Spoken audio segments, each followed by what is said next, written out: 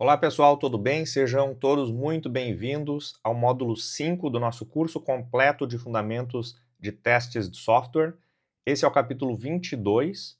Vocês que já acompanharam o capítulo 21, capítulo de encerramento do módulo 4, já devem saber que para a aula de hoje, para esses capítulos que eu vou trazer na aula de hoje, eu optei pela abordagem de gravação dessas aulas, porque são aulas aí que vão envolver algumas atividades que não demandam tanta interação assim, como, por exemplo, a revisão dos conceitos que nós fizemos aí, né? E revisão do módulo 4, para encerramento do módulo 4. Foi um vídeo aí que durou um pouco mais de 50 minutos, mas que trouxe muitas reflexões. Eu estou fazendo algumas, ah, algumas análises, alguns raciocínios, compartilhando com vocês, desabafando um pouco com vocês a respeito do que eu tenho percebido aí ao longo dessas primeiras aulas que nós tivemos, né, as 6 aulas que nós tivemos até agora, e por isso, para essa aula, eu optei por gravar os capítulos que vão ser divulgados e disponibilizados hoje, né. Hoje é sábado, dia 5 de julho de 2025, eu acabei de gravar a aula de encerramento do módulo 4, a aula 21, o capítulo 21, né, para essa aula, e vocês que assistiram a aula até o fim aí, devem saber que eu acabei de servir aqui a minha última dose de café, né, na verdade esse é o último gole que eu vou adicionar aqui, que já tá frio, né, já tá frio, então durou a aula inteira aí, mas esfriou ao longo da aula do capítulo 21, né. Então agora para o capítulo 22, como vocês já sabem, nós vamos falar sobre ferramentas de testes, né? A introdução às ferramentas de testes. Então nessa aula 22 vai ser ainda num nível aí bem introdutório, né? Com relação às ferramentas de testes de software. Nós vamos ver elas de uma forma geral, aí, de uma forma superficial, entender quais são as ferramentas que nós vamos adotar aí, que nós vamos cobrir, né, em algum nível, algumas um pouco de uma forma um pouco mais aprofundada, um pouco mais avançada, com aulas práticas, mão na massa, outros no nível um pouco mais superficial, mais conceitual.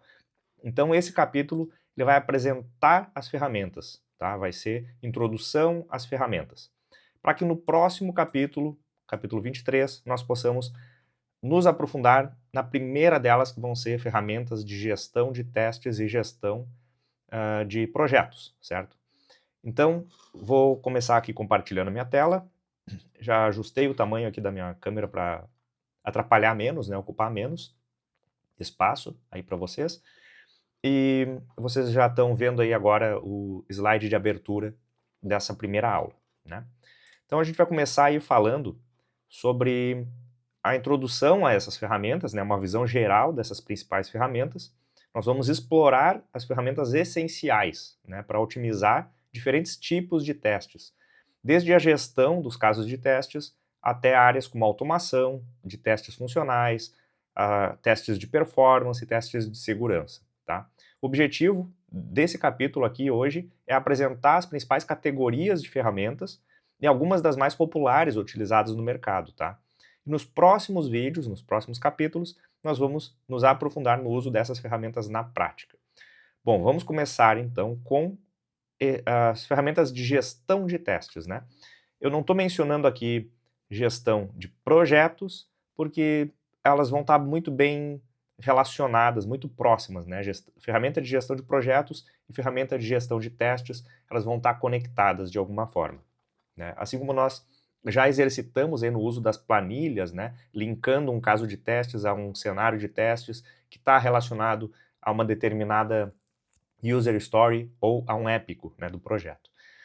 Então essa primeira categoria aqui que nós vamos explorar, as ferramentas de gestão de testes, né, elas são fundamentais para organizar e monitorar o processo o processo de qualidade que é desenvolvido aí pelo profissional de QA, mas praticado por outros profissionais, outros membros do time de desenvolvimento, né? E monitorar o progresso dos testes, principalmente, né? Então, nós vamos acompanhar como esse processo de testes vai acontecer, nas diferentes etapas do ciclo de testes de software, e acompanhar o progresso dessas atividades de testes. E nós também vamos gerenciar os casos de testes, né, criar e gerenciar os casos de testes, e os resultados também esperados de uma forma mais eficiente, inclusive gerenciando a execução dos testes, né? E a primeira ferramenta que eu vou mencionar aqui, né, e essa vai ser mencionada, mas não vai ser adotada na prática aqui para uma aula prática, um laboratório prático, é TestRail. É uma das ferramentas mais populares aí do mercado, né, juntamente com a próxima, que é Gira com X-Ray, né, integrado com X-Ray, que nós vamos adotar no próximo capítulo.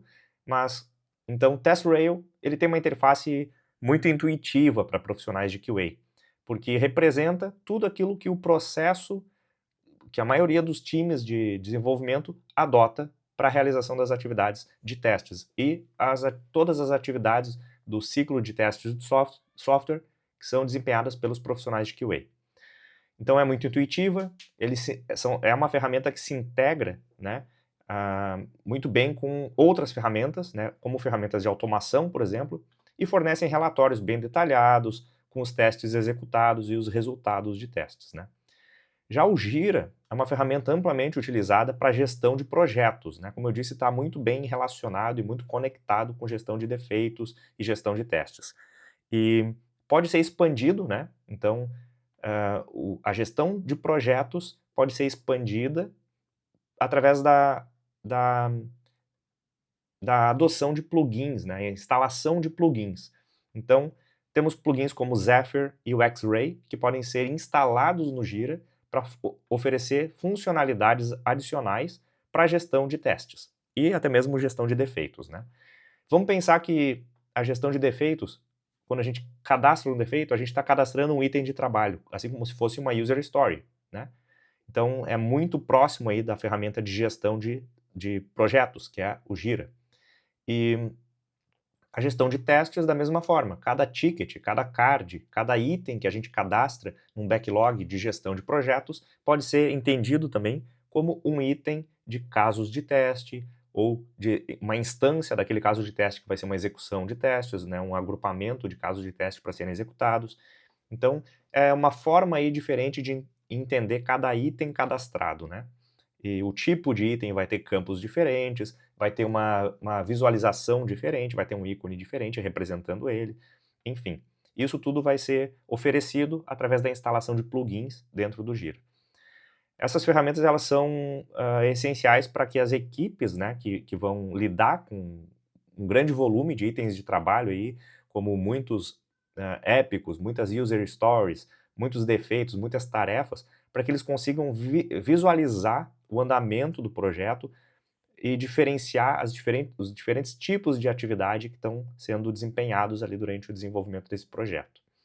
E a dica aqui é que o uso dessas ferramentas melhora a colaboração entre os times, e entre os times de QA e desenvolvedores, né? Então, se eu tenho alguns membros do time de desenvolvimento que são profissionais de QA e outros membros do time de desenvolvimento que são desenvolvedores ou outros papéis dentro do projeto, como, por exemplo, nós temos lá o analista de negócios ou o Product Owner, temos o Scrum Master, o gerente de projetos, todos eles vão conseguir colaborar de uma forma mais coesa, né, utilizando essas ferramentas que o time todo vai utilizar as mesmas ferramentas e vai ter visibilidade sobre o trabalho, né, uns dos outros, e vai proporcionar rastreabilidade, né, os testes vão se conectar com os outros itens de trabalho. Bom, continuando agora com o próximo tipo de ferramentas, né, nós temos ferramentas aí para automação de testes em aplicações web. Então, se nós vimos na aula extra, né, que foi a aula 6, testes da QA Store, né, testes de uma plataforma de e-commerce, utilizando o navegador, nós poderíamos dizer que para testes web, o navegador é o suficiente, a ferramenta de testes, de execução de testes é o navegador. Mas para dar suporte aos testes web, nós temos ferramentas de automação de testes. Eu vou mencionar aqui algumas, então, né, e nós vamos falar sobre essas ferramentas de automação para testes web, começando com Selenium, né, que é uma das ferramentas mais populares e poderosas para automação, e ela suporta. Por que ela é popular? Por que ela é poderosa? Primeiro porque ela tem um grande suporte a diferentes tecnologias, né? Então eu posso desenvolver os meus scripts de automação em Selenium utilizando linguagens de programação como Java, C#, Python, então é muito flexível para que desenvolvedores participem do processo de desenvolvimento de testes automatizados. Se eu tenho um time que desenvolve uma aplicação em Java e eu adoto uma ferramenta de automação em Python, dificilmente eles vão conseguir contribuir com o meu projeto de automação. Agora, se essa ferramenta permite a adoção de Java, eu vou conseguir ter o meu time de desenvolvimento mais integrado com as atividades de automação de testes, né? E junto com o Selenium, nós temos aí o TestNG, tá? O que é o TestNG? Ele é um framework para automação de testes que se integra bem com o Selenium e ele oferece recursos como de integração contínua, asserções e a geração de alguns relatórios, a adoção de alguns annotations para o projeto. E se o Selenium é a ferramenta do projeto de automação de testes que faz a interação com o navegador, o TestNG é a ferramenta que gerencia os testes. A gente pode entender dessa forma, né? E além do TestNG, a gente pode utilizar JUnit, por exemplo, se a gente estiver falando de projeto de automação de testes com Selenium para Java, para adoção de Java, a gente pode falar de JUnit, que é um framework para criação de testes unitários em Java. A gente pode falar de NUnit, que é para utilização em projetos em C#, por exemplo. Então, temos aí uma grande gama de frameworks que são integráveis ao Selenium, né? Essas ferramentas, elas são amplamente utilizadas aí, né, no mercado já há muito tempo, né? Selenium é consagrado aí no mercado e ainda tem uma fatia muito grande do mercado, principalmente fora do Brasil, né? Se no Brasil hoje a moda é falar em Cypress, Selenium continua sendo muito popular, né? E é usado em cenários de testes de regressão, testes funcionais, garantindo que as funcionalidades da nossa aplicação web, né, continuem funcionando conforme esperado, mesmo depois que nós façamos a liberação de novas versões do nosso produto, né? Bom, seguindo aqui para testes de API, que seria então a próxima categoria de ferramentas de testes de software, novamente voltadas não apenas para automação, mas também, né, dão suporte à automação. Nós podemos utilizar, por exemplo, Postman, é uma ferramenta também amplamente utilizada, ela tem uma interface muito intuitiva e as funcionalidades dela são muito robustas, né? Nós podemos criar e executar requisições, agrupar essas requisições em collections, nós podemos configurar, utilizando JavaScript, algumas asserções, né? Criar alguns scripts de asserção para validação do resultado. Então, quando nós executamos através do Postman uma requisição, nós não precisamos abrir os dados ali da resposta para verificar, o response, né, da requisição, para verificar o resultado, se ele passou ou não. Nós podemos criar scripts em JavaScript que já nos dizem se aquele teste passou ou não, né? Temos outras ferramentas aí. E cabe salientar aqui que existe uma polêmica a respeito de Postman, se é uma ferramenta de automação de testes ou se é uma ferramenta de suporte ao desenvolvimento, né? É possível, obviamente, criar esses scripts de asserção, por exemplo, e executar testes do Postman em uma pipeline de Continuous Integration e Delivery, mas com o suporte de outras ferramentas, né? Integrando com outras ferramentas. Mas, sim, pode ser considerada também como uma ferramenta de suporte ao desenvolvimento, que pode ser utilizada, por exemplo, por analistas de negócios, que não precisam ter um conhecimento muito grande sobre automação e sobre programação para utilizar essa ferramenta que é muito intuitiva, né? Temos outras ferramentas, né, como, por exemplo, o Swagger, né, que ele gera automaticamente, né, uma documentação para uma API.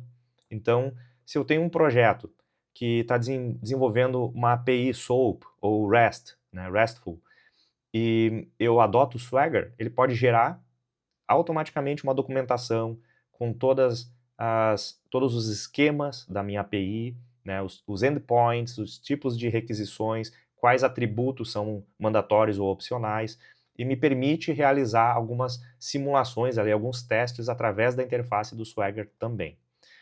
E, por fim, a última ferramenta aqui, a outra alternativa que nós temos, que é o SOAP UI, né, que o nome já diz, né, ele principalmente suporta SOAP, mas também suporta requisições RESTful, né, e múltiplos protocolos, mas originalmente foi desenvolvido para realização de testes SOAP com uma interface de uso, uma interface de usuário.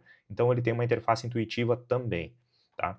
E também permite automação, só que utilizando, se não me engano, é Groovy, a linguagem de automação de SOAP UI. Faz muito tempo que eu não utilizo aí. Bom, essas são as ferramentas principais e essenciais para validação de testes de API, mas nós podemos citar aqui algumas, né, assim, de cabeça, muito populares no mercado aí, como por exemplo Karate, que é muito intuitiva para quem utiliza BDD, por exemplo, quem conhece Gherkin. Karate tem uma sintaxe própria, nós escrevemos em linguagem natural uma sintaxe e não precisamos implementar step definitions, assim como Gherkin tem as suas sentenças, né, e para a definição de cada passo eu preciso implementar um código. Para Karate eu não preciso, tá? Ele abstrai isso, né, com o próprio framework.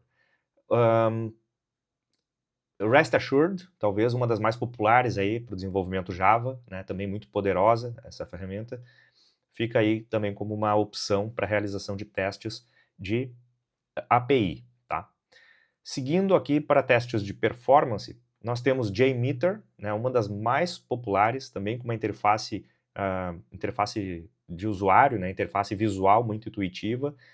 É uma das ferramentas mais populares para simulação de carga, né, por medir tempos de resposta. Então, eu efetuo a simulação de aumento de carga de requisições durante um período de tempo, verifico o tempo de respostas a essas requisições, né, e eu consigo detectar onde que está havendo algum gargalo, algum estrangulamento aí na comunicação com o meu produto, meu servidor, né. E eu consigo, então, otimizar o desempenho desses servidores e dessas aplicações através da identificação desses comportamentos que não estão aderentes aí aos requisitos de performance definidos para um determinado produto. Outra ferramenta bastante utilizada, Load Runner, né? É uma solução mais robusta da Micro Focus. Eu trabalhei na Micro Focus em 2020, exatamente, em 2020, quando eu morava lá em Praga, na República Tcheca. Eu fazia parte do time de desenvolvimento da ferramenta Fortify, era o time que desenvolvia um módulo de C# para a ferramenta Fortify, que era uma ferramenta de análise estática de código. Então, eles têm ferramentas para suporte aí a times de desenvolvimento, né, suporte ao desenvolvimento de software, muito robustas, muito completas, ferramentas aí que são consideradas líderes no mercado, né, de desenvolvimento, e o Load Runner é uma dessas ferramentas, né. E nós temos também o Gatling, Gatling, é uma ferramenta de código aberto, né, muito eficaz também para realizar testes de carga. Ele é uma biblioteca que pode ser integrada em um projeto de desenvolvimento para a realização de requisições aí e escalar, né, o número de requisições aí ao longo de um intervalo de tempo, simulando também um aumento no tráfego e garantindo que o sistema, que eventualmente vai ser um sistema crítico, ele consegue lidar com esse aumento de tráfego sem comprometer o desempenho ou a experiência do usuário. Bom, para testes de segurança, né, que vai ser o último tipo de ferramentas de testes que nós vamos abordar aqui nesse capítulo, mas não menos importante, né, inclusive para determinados tipos de sistemas, é um dos aspectos mais importantes, né, aspectos de segurança.